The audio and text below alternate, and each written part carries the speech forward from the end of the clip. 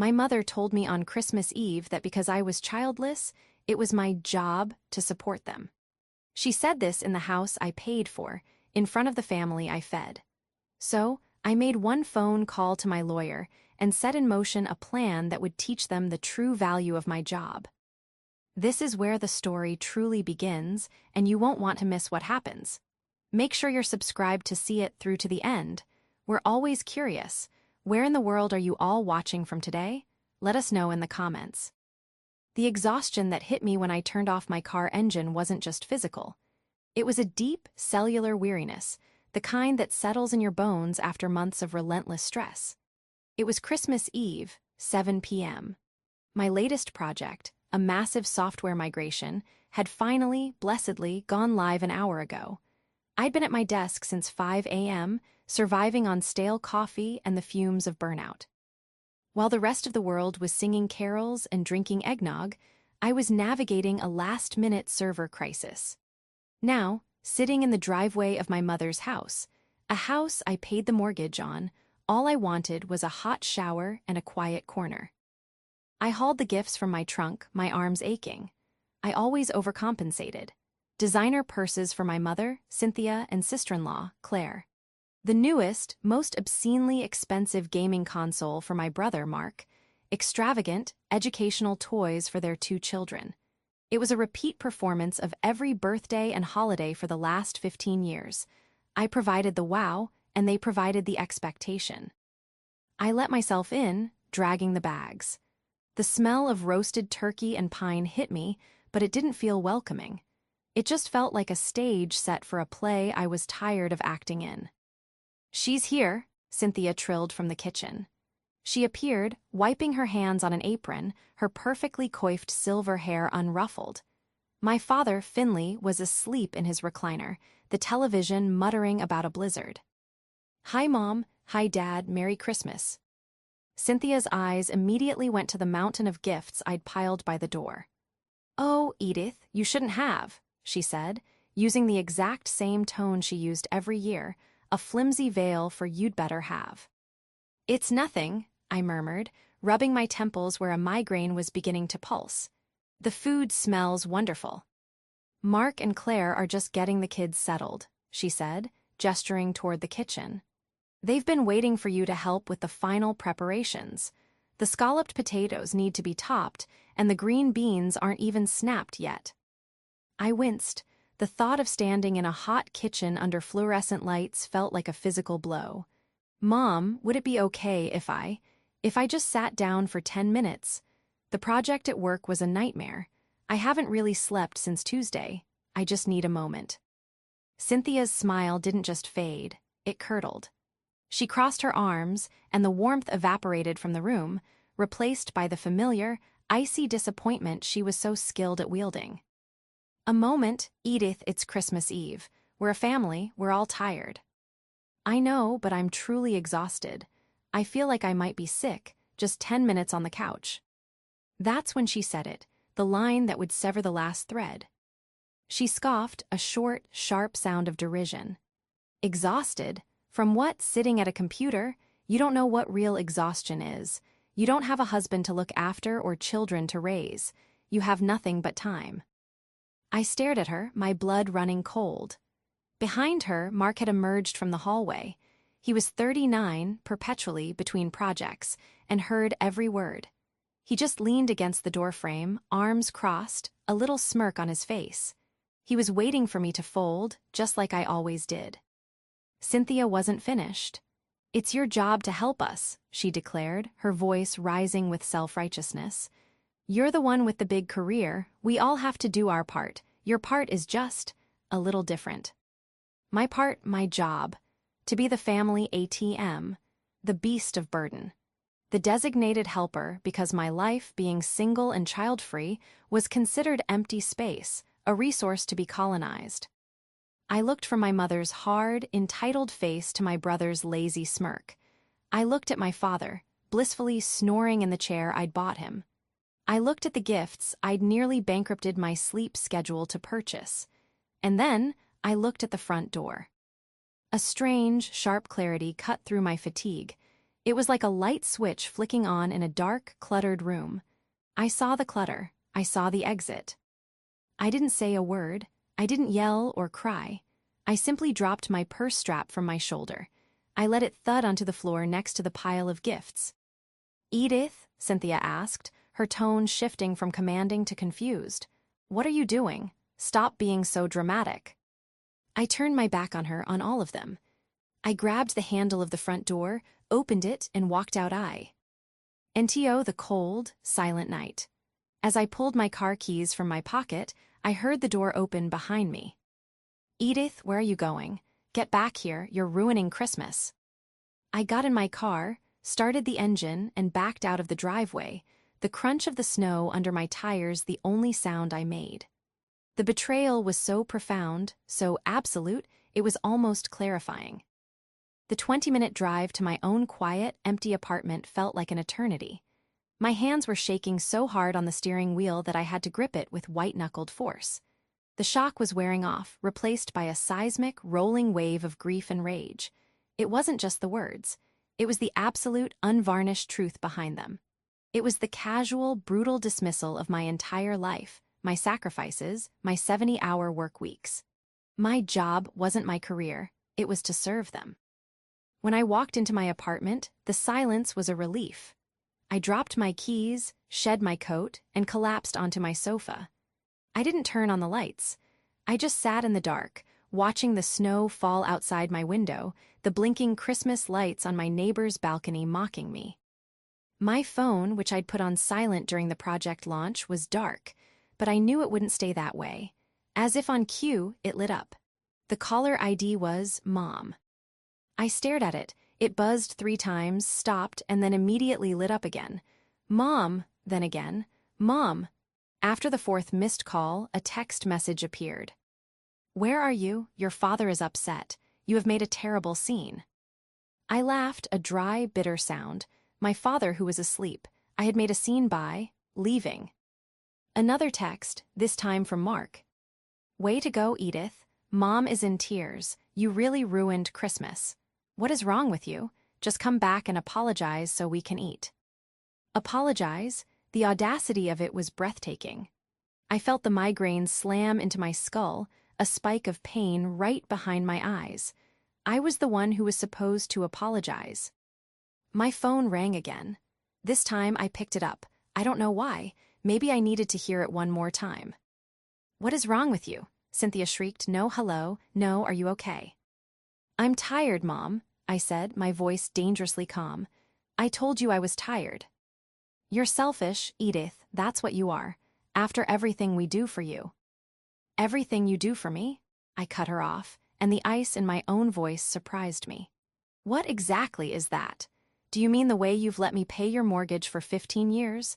Or the way you let me fund Mark's business that never makes a single dollar? Or how I pay for Claire's car lease and the kids' private school? What is it that you do for me, Mom?" There was a sudden, sharp silence on the other end. I had never, not once, spoken of it. It was the family's secret, the foundation of our entire relationship. Edith pays, we pretend she doesn't. "How dare you?" she finally whispered, her voice vibrating with genuine theatrical offense. "We are your family. This is what family does." "No, Mom," I said, standing up and walking to my window. "This is what I do. You just take." You ungrateful." She was sputtering, searching for a word big enough to wound me. "You'll be back. You'll be back tomorrow with your tail between your legs, begging for forgiveness when you realize you have no one else." She hung up. I stood there, the phone heavy in my hand. "You have no one else." A cold smile touched my lips. That's where she was wrong. I had my lawyer. I had my bank manager. And I had a very, very clear memory of a conversation from 15 years ago when my father's terrible investments had nearly cost them their home. I had stepped in. I had saved them. But they had forgotten one crucial thing. They had forgotten the fine print. They had forgotten who, exactly, owned the deed. My family's financial dependence on me hadn't happened overnight. It was a slow creep, a series of temporary emergencies that had solidified into a permanent way of life. It began 15 years ago, when I was 29 and had just landed my first major promotion. My father, Finley, a sweet but terribly naive man, had been day trading his retirement savings and had gotten entangled in a bad investment. They were months from foreclosure. I was single, making good money, and I couldn't bear the thought of my parents losing their home. So I stepped in. I cashed out my own stocks, drained my savings, and paid off the delinquent balance. The bank, seeing my stable, high-income job, agreed to refinance, but they would only do it if the mortgage was in my name. I was the sole borrower. The deed was transferred entirely to me. At the time, it seemed like a simple formality. "It's just paperwork, honey," Cynthia had cooed, "to protect your investment." It was, she'd assured me, still their house. I had believed her. I had also believed her a few years later when my brother, Mark, graduated with a graphic design degree and boundless confidence. He was going to start his own freelance business. He just needed a small loan for equipment. That loan, of course, was never repaid. Then came his business expenses, which were really just his rent. Then he met Claire and they decided to get married. I paid for the wedding. Just to get them started, Cynthia had explained. When their first child was born, they needed a safer car. Claire deserved a nice SUV. I co-signed the lease. When the kids were old enough for school, public school just wouldn't do. They had to go to the best private academy. "It's for your niece and nephew's future, Edith," Mark had insisted, as if I were a monster for even questioning the $30,000 a year tuition. My job in the family was clear. I was the provider. Cynthia, my mother, was the architect of this dynamic. She was a woman who had always valued appearances above all else. She loved playing the role of the generous matriarch, hosting elaborate Christmases and bragging to her friends about her successful son and her wonderful grandchildren. She never mentioned that I funded her entire lifestyle. She had retired early, as soon as I'd taken over the mortgage, claiming stress. My father, Finley, simply went along. He was a passive, quiet man who was content to let Cynthia manage the family, and by extension, my bank account. He just wanted to watch his television and have a nice dinner. Mark was the golden child, the boy who could do no wrong. He was creative and sensitive. My success, in their eyes, wasn't a product of my intelligence or my brutal work ethic. It was just a happy accident, a stroke of luck that I was good with computers. I was the practical, unglamorous but necessary utility. Mark was the art. Their image of me was so fixed, their entitlement so entrenched, that they never once considered the source of the money.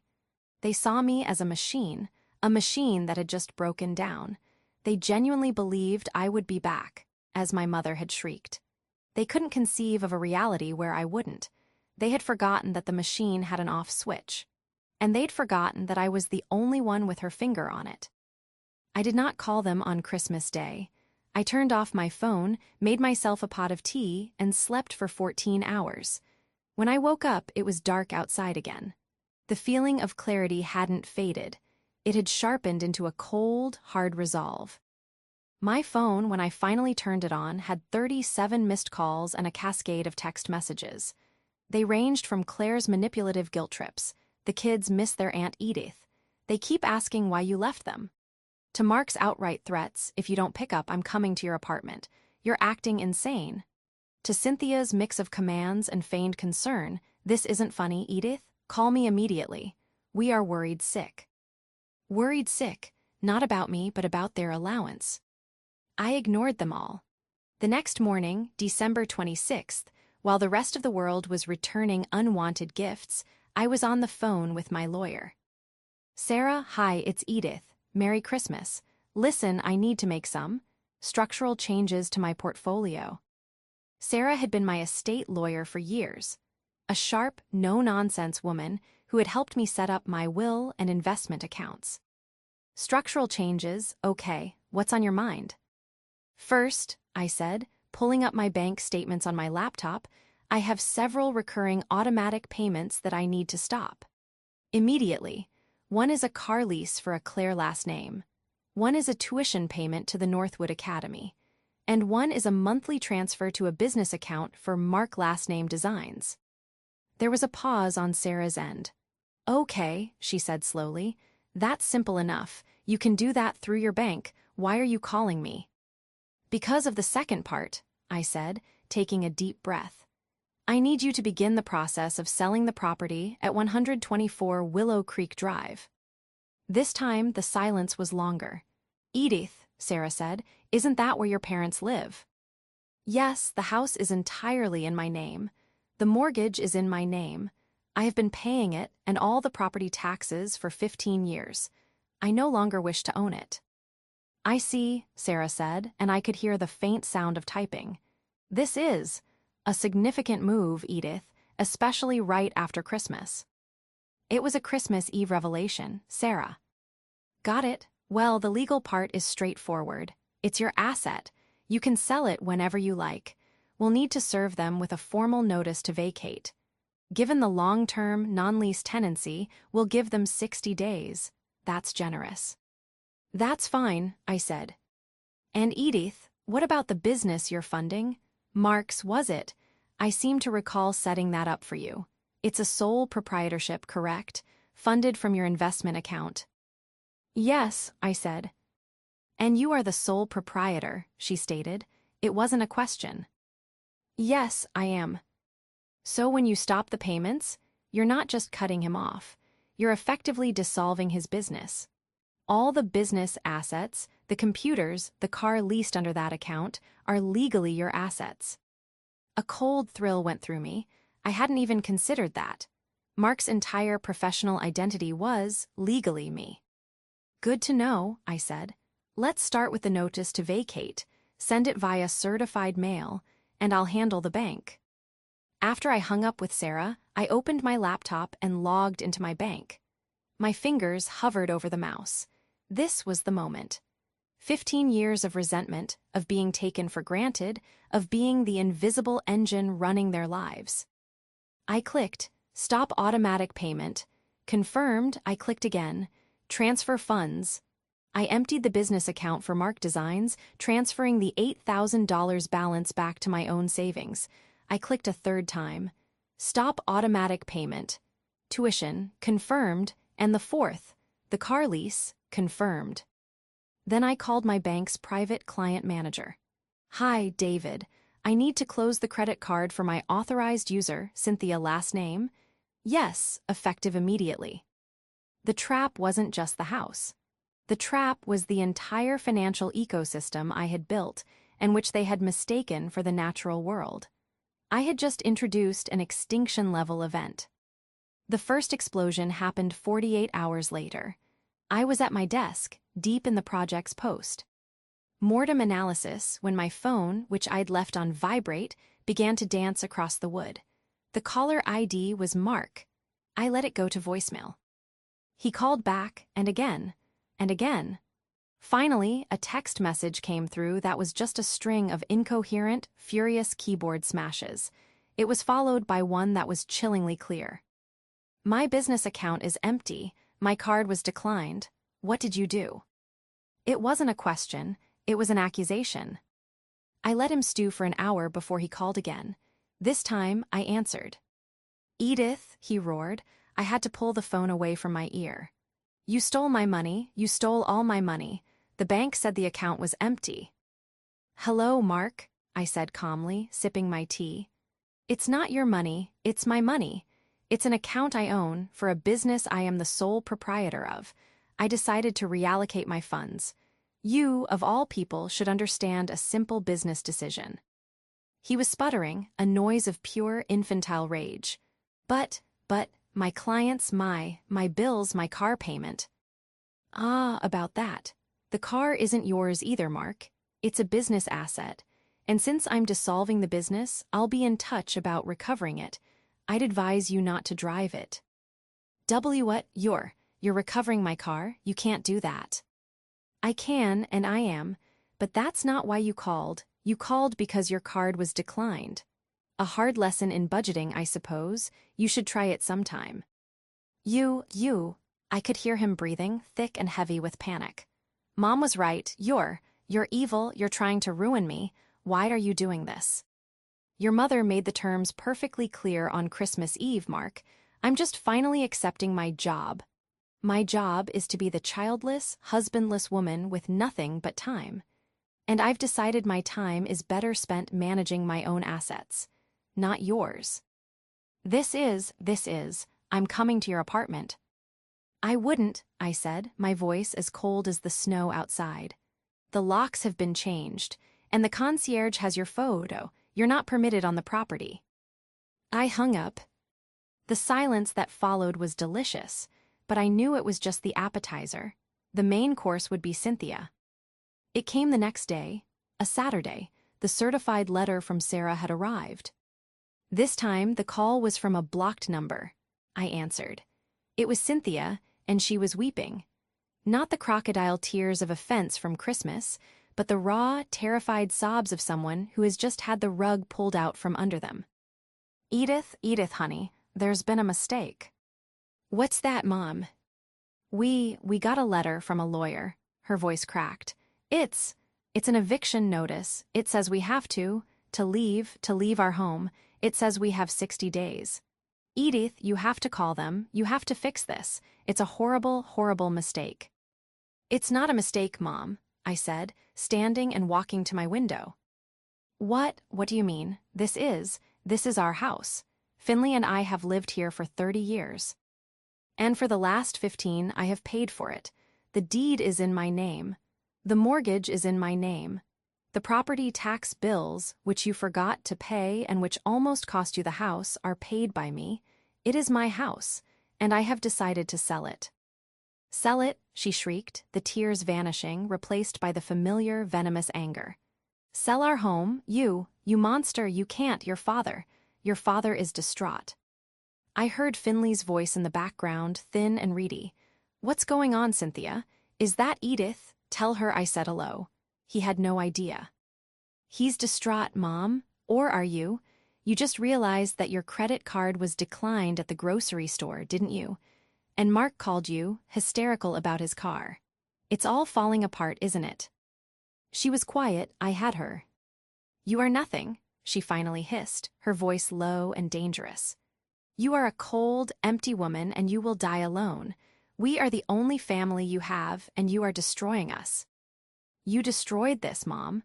You just didn't realize it until the money stopped. You have 60 days to find a new place to live. I'd suggest Mark and Claire's apartment, but given that I'm also stopping the tuition payments for the kids, I imagine they'll be downsizing soon, too. I hung up the phone. The shockwave was complete. The fallout was just beginning. The next 2 weeks were a siege. My family, realizing their individual attacks were failing, regrouped. The 37 missed calls a day strategy was replaced by something more insidious, a coordinated guilt and smear campaign. They started with Claire. She sent me a long, rambling email, complete with photos of my niece and nephew. Edith, I know you are angry, but please think of the children. They are innocent in all this. Mark is a wreck. He can't sleep. He feels like his life is over. And now, Northwood Academy called. They said the spring semester tuition was recalled. Edith, we can't pull them out of school. It will traumatize them. How can you be so cruel as to punish 2 little children just because you had a fight with your mother? I forwarded the email to Sarah, my lawyer, with a single note. For the record. Then came the extended family. My Aunt Millie, Cynthia's sister, called me. Edith, dear, she began, her voice dripping with false sympathy. Your mother is just beside herself. She told me what's going on, that you're having some kind of breakdown, that you're selling their house out from under them. Honey, we all say things we don't mean at Christmas. Aunt Millie, I interrupted, my voice polite but firm. Did Mom also tell you that I have been paying her mortgage for 15 years? Did she tell you I've paid for every car, vacation, and designer purse she's owned since 2010? Did she tell you that she believes it's my job to do so because I'm single? Aunt Millie sputtered. Well, she said you were helping, as family does. I'm done helping, Aunt Millie. Thank you for your concern. I hung up. But they weren't done. The real escalation came from Mark. If he couldn't use his business, and he couldn't use his wife's guilt, he would try to use the law, or at least his idiotic interpretation of it. I received a second certified letter. This one wasn't from Sarah. It was a cease and desist from a cheap local lawyer, alleging unlawful seizure of business assets and emotional distress. Mark was threatening to sue me for his company. I called Sarah immediately, laughing. "You're not going to believe this." "Oh, I believe it," she said grimly. "I just ran the full background check you asked for. The business was just the start. Your brother, Mark, has a string of debts you don't even know about. He has 2 outstanding personal loans and he's defaulted on, get this, a high-interest loan for a speedboat. A speedboat, Edith." I was stunned. A boat? Where did he get the money for? Oh, wait. He told me that was a new client retainer he needed me to advance him. "He's been using your money to finance a lifestyle even you weren't aware of," Sarah said. "And your parents knew. The boat loan cosigner was your father, Finley. They've all been lying to you. For years." The last flicker of doubt, the tiny, lingering ember of "Am I the monster?" was extinguished. They weren't just entitled, they were conspirators in a long-term, calculated fraud against me. Sarah said, "This cease and desist is garbage. It's an intimidation tactic. We will respond with a full accounting of the Mark Design's sole proprietorship, showing all funds originated from you and all assets belong to you. We will also include a copy of the deed to your parents' house. And I think it's time we mention the boat. We will send a copy of this response not just to his lawyer, but to your parents as well." The second confrontation was not a phone call. It was a full-scale ambush. A week later, on a Sunday, my concierge buzzed. "Ms. Edith, your family is here." They are, rather insistent. "I am not available," I said. "They refuse to leave the lobby, ma'am. They are causing a disturbance." I sighed. "Fine, let them up, but please send security up with them." 2 minutes later, there was a furious pounding on my door. I opened it to find Cynthia, Finley, Mark, and Claire, all looking windswept and furious. A large security guard stood impassively behind them. "You," Cynthia shrieked, pointing a finger at me. "You're not just kicking us out, you're trying to send your brother to jail, a boat. You're telling his lawyer about a boat." "I'm not telling him anything," I said, leaning against my doorframe. "Sarah is simply responding to his legal threat with a statement of fact. Mark, you threatened to sue me. Did you think I wouldn't respond?" Mark, for the first time, looked terrified. The lazy smirk was gone, replaced by the pale, clammy look of a cornered rat. That was just to get you to talk." "Well, you have my attention," I said. "And you have Sarah's. And now you have the attention of your other creditors, who will be very interested to know that your primary source of income has dried up." "Edith, please," my father, Finley, finally spoke. He stepped forward, his hands trembling. This is just a misunderstanding. We can talk about this. Your mother, she's not well." "She was well enough to tell me my life was empty and that my only job was to serve her," I said, my gaze hardening. "And you were well enough to co-sign a fraudulent loan for your son, using my money as the collateral. Did you think I'd never find out, Dad?" Finley's face went white. He recoiled as if I'd slapped him. Cynthia saw she was losing. "You're tearing this family apart," she screamed. "No, Mom," I said, my voice dropping to a calm, final whisper. "I'm just turning off the life support. The family was already dead. You killed it." I looked at the security guard. "They're trespassing. Please escort them out." As they were herded back toward the elevator, Cynthia had one last, pathetic shot. "You'll regret this. You'll be all alone." I smiled, a real, genuine smile. "I'm not alone, I'm free." I closed the door. The 60-day notice was set to expire on the last day of February. In that time, my family's attempts to contact me became more and more pathetic. They devolved from threats and guilt to desperate, one-line texts. "Please talk to us." "Edith, call your mother. We can fix this." But they never, not once, included the words, "We're sorry." They didn't want reconciliation. They wanted the money back on. I had given Sarah instructions to list the house on March 1st. My parents, it seemed, were in denial, convinced I would blink. They made no effort to pack, no effort to look for a new place. They were staging a sit-in, believing I wouldn't have the heart to actually make my elderly parents homeless. The last week of February, Sarah confirmed my suspicions. "They're still there, Edith. The realtor did a drive-by.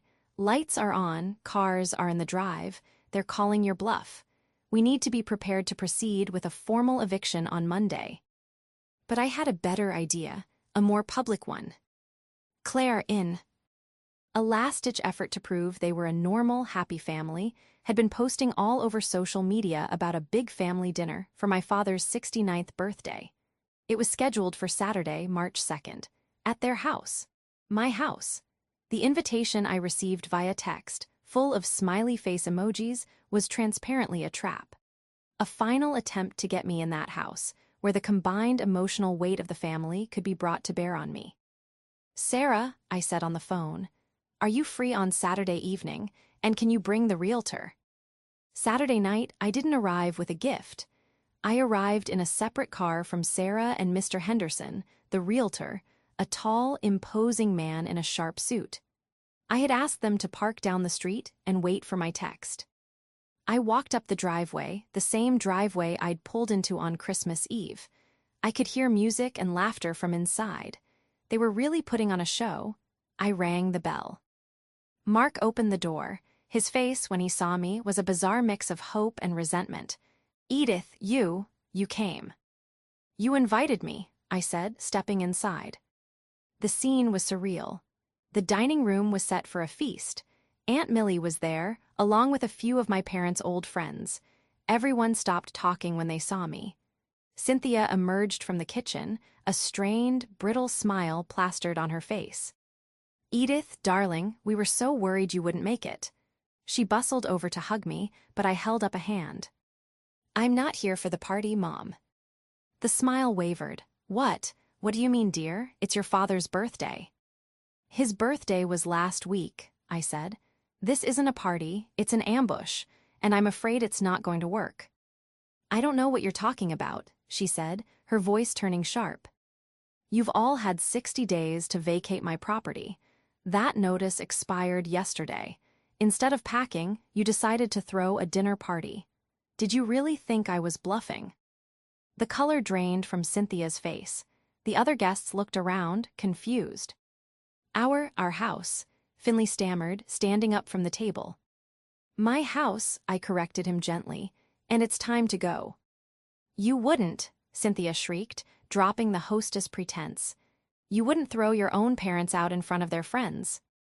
"You were happy to humiliate me in front of my family," I said. "Now, please, get your coats." "This is insane," Mark stepped forward. "You're insane, you can't do this, we haven't found a place." "That sounds like a you problem, Mark, not a me problem."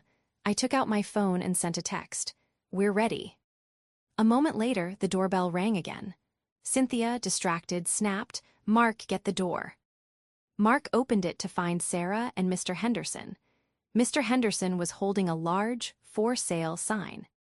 "Hello," Sarah said, stepping inside, her voice projecting beautifully into the sudden, tomb-like silence. "I'm Sarah Klein, Ms. Edith's legal counsel, and this is Mr. Henderson from Prime Realty. We're here to begin the assessment for the sale of the property. Please don't let us interrupt your packing."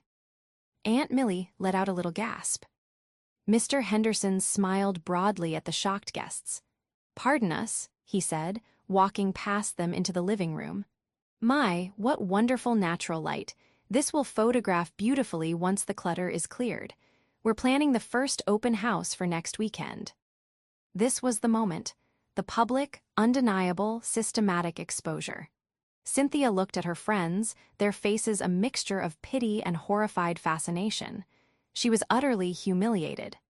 How could you?" she whispered, her entire body shaking. "I learned from the best, Mom," I said. I looked at Mark, whose face was ashen. "Mark, Claire, I'd suggest you pack your bags, too. Since you're moving out of your apartment and Dad's house is now for sale, you'll all need to find a new place to live. Maybe you can all get a place together. Your family, after all. It's your job to help each other." Mark looked at Cynthia, his eyes wide with panic. The golden child, finally realizing the bank was closed. He didn't look at his mother with love. He looked at her with the dawning, furious horror of a parasite whose host has just died. That, right there, was my victory. I turned and walked out the door, leaving Sarah and the realtor to begin their work. Their voices discussing staging and curb appeal as the party completely dissolved behind me. The downfall was not a single crash. It was a slow, pathetic collapse. The public humiliation at the party was the final blow. My parents' friends, who had only ever heard Cynthia's version of the difficult, ungrateful daughter, now had the full picture. The social exile was immediate. Legally, they had no leg to stand on. With the threat of a formal, sheriff-led eviction hanging over them, my parents and Finley, Mark, and Claire, Finley being the passive father, Mark the brother, and Claire the sister-in-law, not F. Inley as the father, which was a previous misunderstanding, finally vacated the house. They took only what they could fit into a U-Haul, leaving behind 15 years of furniture and junk I'd paid for. I had it all professionally cleared and donated. The house, in a hot market, sold in 4 days for 20% over asking price. The check, when it cleared, was the most satisfying I had ever received. Mark's life unraveled just as quickly. Without my funding, his business vanished. His car was repossessed. The lawsuit he'd threatened was dropped when Sarah sent the blistering reply, which included the promissory notes for the boat loan. He and Claire were forced to pull their children from private school. Claire, facing the reality of a budget for the first time in her adult life, got a job as a cashier at a grocery store. Mark, I heard through the grapevine, was doing delivery driving. Cynthia and Finley were the most tragic. They had no savings. Their combined social security wasn't enough to rent a decent apartment. They ended up moving into a small, cramped 2-bedroom unit with Mark, Claire, and their 2 children. The golden child was now their landlord, and by all accounts, he was a resentful and bitter one. Cynthia, who had once bragged about her son's creativity, was now a full-time, unpaid nanny, trapped in a tiny apartment with the consequences of her own making. I used the proceeds from the sale of the house to do something I hadn't done in my entire adult life. I took a vacation, a real one. I bought a first-class ticket to Italy and spent 3 months there. I saw Florence. I learned to make pasta in Tuscany. I walked through the ruins of Rome. I turned my phone off for weeks at a time. When I came back, I was a different person. The exhaustion was gone, replaced by a calm, quiet sense of peace. I had one final piece of business. I had Sarah set up a trust. I put a significant portion of my money into it with strict instructions. It was to be used for my niece and nephew, and only them. It would pay for their state college tuition and basic living expenses, but the funds were to be managed by a third-party trustee. My family would never see a dime of it. It was my one, final act, protecting the children from the cycle their parents had created. I never spoke to Cynthia, Finley, or Mark again. There were no apologies, no late-night calls. There was only silence. I had cut out the rot, and in its place, something new had a chance to grow. I had my career, I had my friends, and I had, for the first time, my own life. And it was more than enough.